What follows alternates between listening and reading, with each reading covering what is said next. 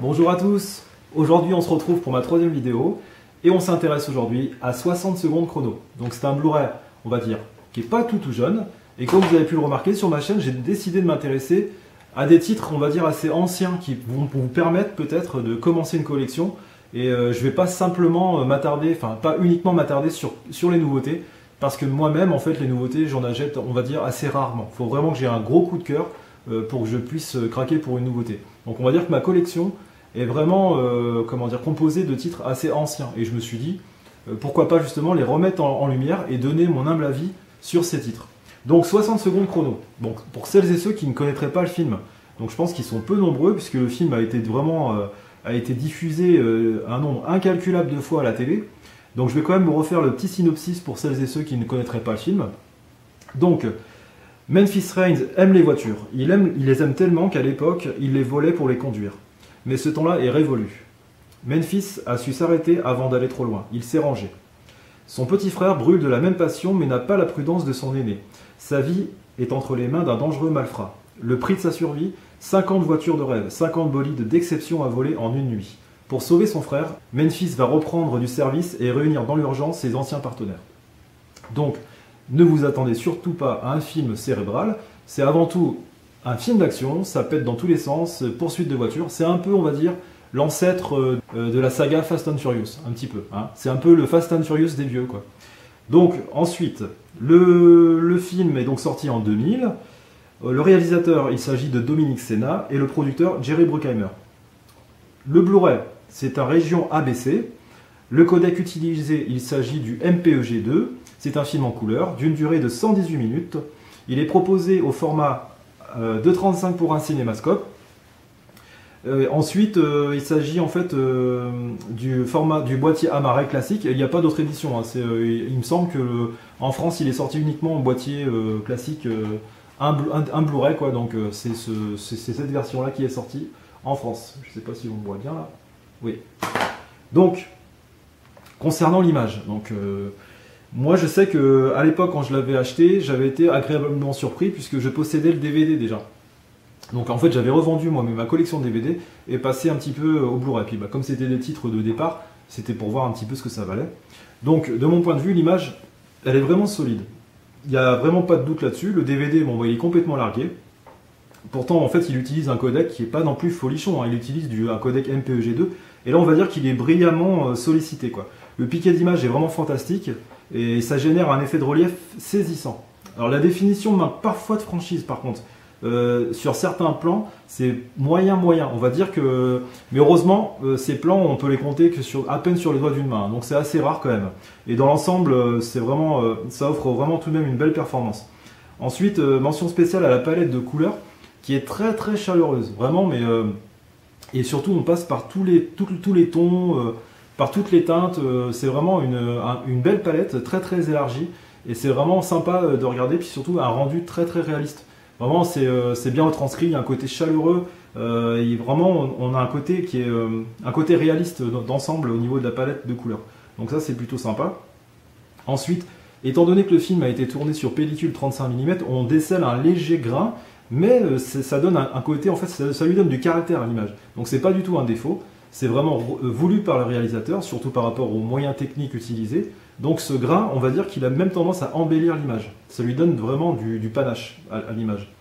Donc ensuite, comment dire, l'ensemble en fait est d'une fluidité remarquable. Ça c'est intéressant d'en parler puisque souvent les films d'action, notamment où il y a des courses-poursuites en voiture, les mouvements de caméra sont parfois désastreux et ça se transforme parfois limite en nausée, quoi.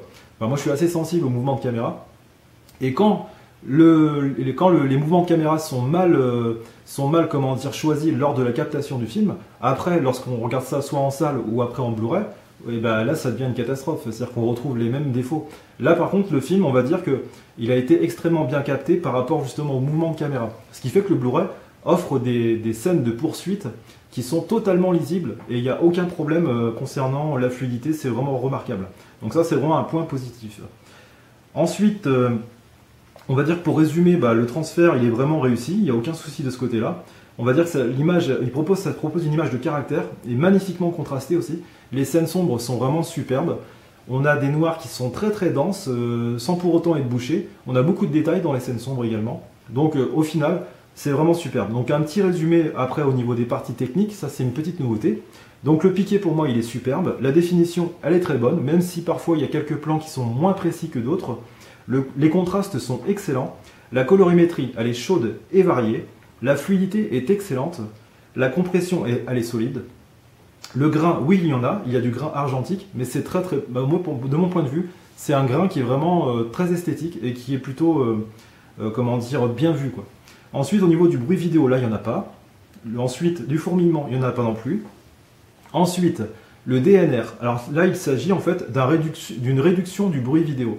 C'est une technique utilisée, c'est les ingénieurs qui utilisent ça lorsqu'il y a le master en fait image.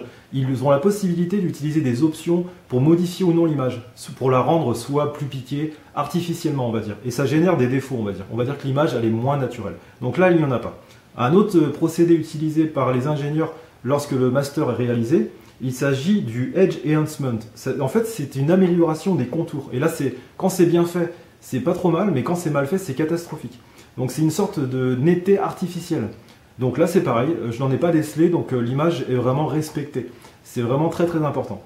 Au niveau artefacts et défauts, là, j'ai marqué rien à signaler, puisque de mon côté, j'ai rien vu. Étant donné que c'est un film qui a été tourné sur pellicule, la pellicule est très propre, il n'y a pas de rayures, il n'y a pas de taches, de poinçons, des têtes d'épingle, il n'y a absolument rien, c'est superbe.